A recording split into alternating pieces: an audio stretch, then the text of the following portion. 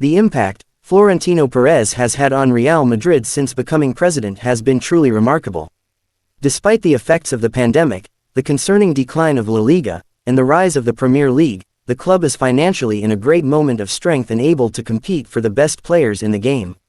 Interestingly enough, the anti-Florentino crowd will surely pinpoint that Real Madrid were successful and well known long before him. While that is correct, a fundamental reason for the club's global recognition has a lot to do with Perez. He transformed Real Madrid and has turned them into a dominant force both on and off the field.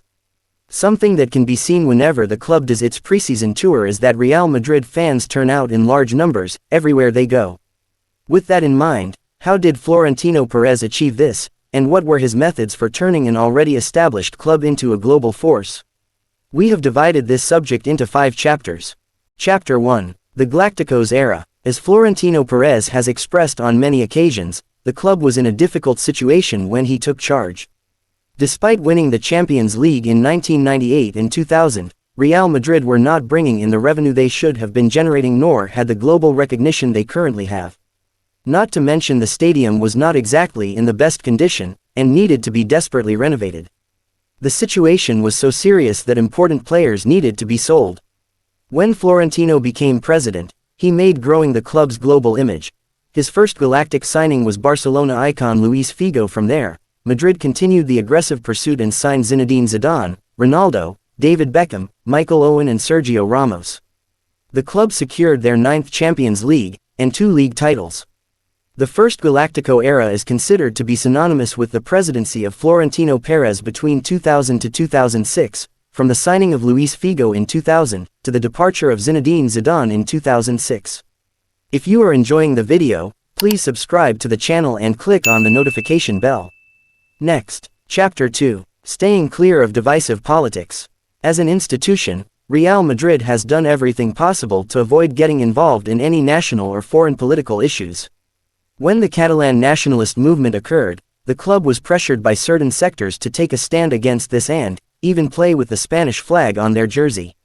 Despite the pressure, Real Madrid refused to get involved in any way. In fact, Real Madrid do not even want to put the Spanish flag on their jersey even for geographical reasons because, while they are a Spanish club, they want to be known as a universal club that anybody from anywhere can support. Chapter 3. Innovation did have consequences. Despite winning a couple of league titles and the Champions League, Florentino's innovativeness off the field came at a cost as the excessive egos created constant issues within the squad and would see the club go 3 seasons without winning any titles.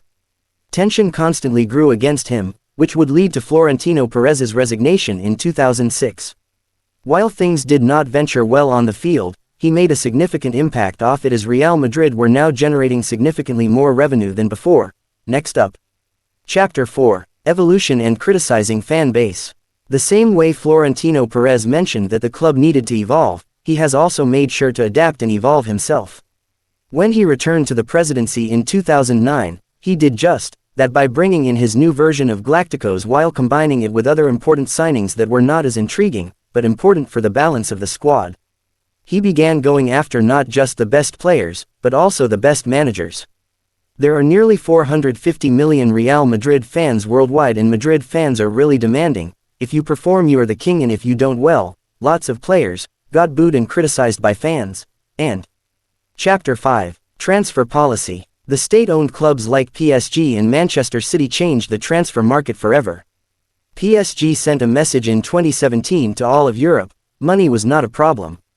The Qatari-funded club would go on to pursue the best players in the world, regardless of transfer fee or salary demands. The playing field had changed. Once titans of the transfer market, Florentino Perez and José Ángel Sánchez quickly recognized that a new recruitment strategy was needed to compete with the football world's reality. So, a new transfer policy was created that prioritizes the world's most talented young players rather than ready-made stars, and Los Blancos are beginning to see the impact of this policy. With the players like Vinicius Jr., Rodrigo, Camavinga, Tchouaméni, Militao and now Bellingham are among the best players in the world. This is why Real Madrid continues to have and increase its large fanbase despite high-profile players leaving because players come and go, but the club will always remain first. This is the concept Florentino used and is also why the club has such a great reputation. Unlike others who push the image of the player more than the team and then see a decline in fan support when they leave because many of them were more interested in the player than the club.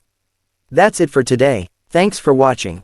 Guys, we would like to recommend you check out new interesting videos of our other projects.